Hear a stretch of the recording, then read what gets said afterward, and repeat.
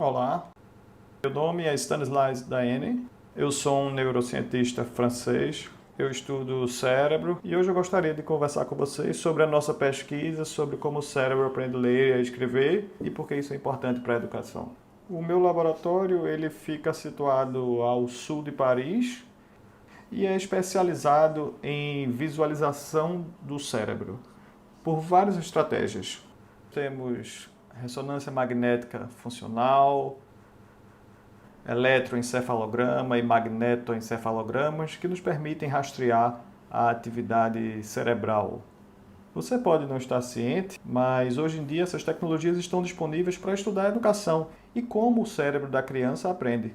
Hoje é totalmente possível treinar com um scanner e depois trazer as crianças para dentro do scanner, para então fazermos imagens excelentes sobre como se comporta o cérebro da criança enquanto ela está aprendendo. E as crianças ficam muito alegres de vir para o laboratório e participar dessa pesquisa. A gente brinca com eles dizendo que eles são astronautas e estão dentro de uma nave espacial, ficando paradinhos, o que é muito importante para a gente. Eles contribuem não somente com a pesquisa, mas também para a espaçonave. Então, com isso, a gente pode estudar como a educação muda o cérebro. E nesse slide, eu mostro o que a neurociência pode trazer para a educação. E meu ponto é muito simples. É uma pena que as professoras saibam mais sobre como funciona o motor do carro delas do que sobre o cérebro das crianças que elas ensinam. E eu estou falando sério.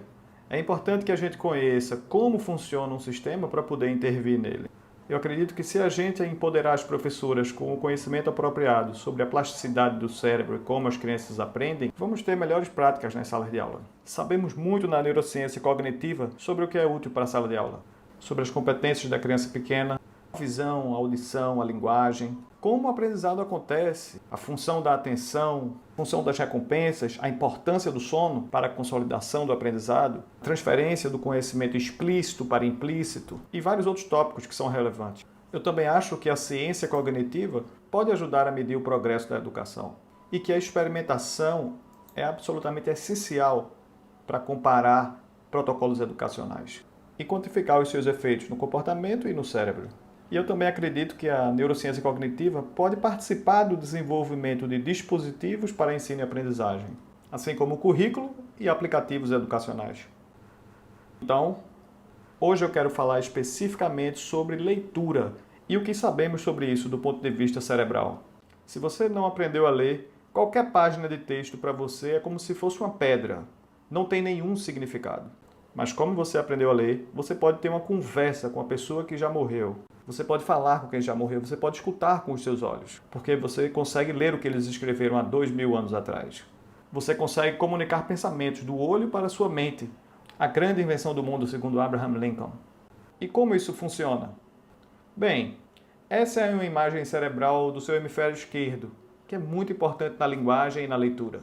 E para te orientar, essa é a parte de trás do cérebro. Essa é a parte da frente do cérebro. Eu inflei um pouquinho para vocês verem melhor na imagem. E agora eu quero mostrar para vocês como ocorre a ativação do cérebro quando você lê uma palavra. Eu sincronizei com o tempo, então vamos começar. Vamos lá. E aqui você tem a palavra vindo do fundo do cérebro e indo para a frente do cérebro. Vai fazer alguns loops ao longo do tempo e você pode ver que a informação entra pelo polo occipital, que é a parte visual do cérebro. Ela se move nas áreas ventrais e depois explode no hemisfério esquerdo. É uma atividade distribuída. A gente não tem tempo para explicar toda essa parte da atividade cerebral, mas eu vou mostrar para vocês um esquema que vai ajudar vocês a se lembrar sobre isso. E é muito simples. A leitura começa como qualquer estímulo visual, nessas áreas genéricas que tratam da visualização, localizadas no polo occipital do cérebro. Mas então, muito rapidamente, elas se movem para uma área que a gente descobriu recentemente e que concentra o reconhecimento da palavra escrita. Eu chamo essa área de caixa de letras cerebral, porque é onde está armazenado o nosso conhecimento sobre as letras. E é dessa caixa que sai uma explosão de atividade em pelo menos duas redes neurais. Uma delas trata sobre o significado das palavras, e a outra trata da pronúncia e da articulação da palavra. Então, do ponto de vista cerebral, podemos dizer que aprender a ler consiste em, primeiro, reconhecer as letras, em como elas se combinam em palavras escritas, e segundo, em conectá-las com esses sistemas que procuram pelo som da fala e pelo significado. E o que é muito importante é que essas áreas laranjas e verdes aqui já existem para a linguagem falada. Então elas são compartilhadas entre a linguagem escrita e a linguagem falada. E não só isso, elas já existem nas crianças pequenas. Nós escaneamos os cérebros de crianças bem pequenas, que só têm alguns meses, e nessa época a gente já consegue ver a ativação nessas áreas quando elas escutam alguém falando. São as mesmas áreas que nos adultos processam o som da fala. Então, podemos dizer que ler não é criar algo totalmente novo. A leitura consiste em conectar, criar um link entre o sistema visual e o sistema da linguagem falada. Quando a criança vai para a escola aprender a ler, ela já vai com um sofisticado sistema de linguagem oral. Ela também chega com um sofisticado sistema de processamento visual. Mas ela precisa criar uma interface, um link, essa caixa de letras cerebral, que processa a informação visual das letras e conectá-la apropriadamente. E isso gera mudanças nesses sistemas-alvo. Como isso funciona exatamente? Nós conduzimos uma série de estudos e vários outros laboratórios ao redor do mundo também fizeram vários outros estudos que investigaram o que muda no cérebro da criança ou do adulto depois que a gente aprende a ler.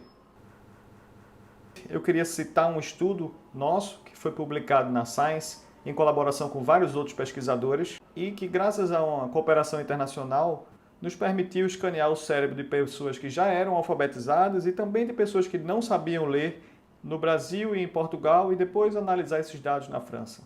E graças a esse experimento, nós conseguimos fazer um mapa completo das áreas do cérebro que mudam quando a gente aprende a ler.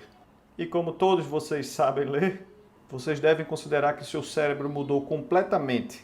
Eu tinha lhe dito que essas áreas que processam a linguagem, a primeira grande mudança que a gente nota quando a pessoa aprende a ler é a área da caixa de letras cerebral. Essa área só se ativa em pessoas que aprenderam a ler. E ela se ativa em proporção direta com o score de leitura da pessoa. E ela só se ativa para letras que você conhece. Para uma letra em chinês, ela não vai se ativar se você não souber chinês. Então ela aprende as formas das letras. E isso é acompanhado de grandes mudanças no córtex visual, nas suas áreas iniciais da leitura, que são genéricas e processam várias atividades visuais. Você alterou a precisão da codificação do seu córtex visual porque você aprendeu a ler.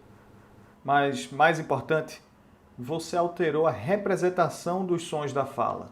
Se você aprendeu uma linguagem alfabética, você mudou a forma com que o seu córtex processa os fonemas, as partes mais elementares dos sons das palavras. E aprender a ler é principalmente ter a capacidade de prestar atenção nas partes mais individuais da fala e saber atribuir para cada um desses sons uma letra.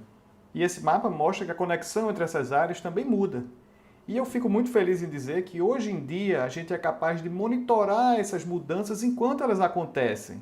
A gente pode ver numa pessoa viva essas fibras neurais que conectam as várias partes do cérebro. E nessa parte a gente pode ver uma microestrutura que indica, na verdade, que a conexão entre as áreas dos sons e das letras, ela se reforça à medida que a gente aprende a ler e a escrever.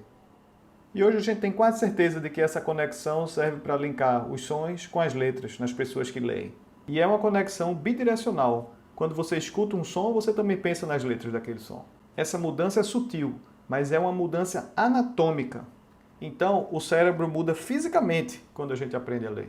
E é através dessas mudanças que a gente cria uma nova forma de processamento da linguagem, o processamento da linguagem escrita.